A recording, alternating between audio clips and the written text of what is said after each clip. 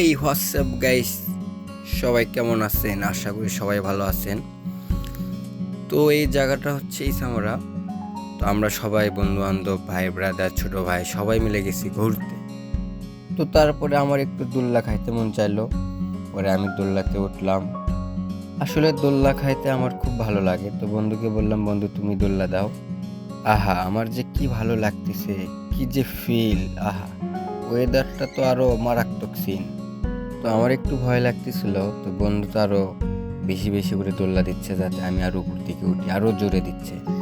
তো আমি বললাম, বন্ধু থামা থামা। বলতেছে, না বন্ধু, তোমাকে আজকে আমি ভয় খেলাবো।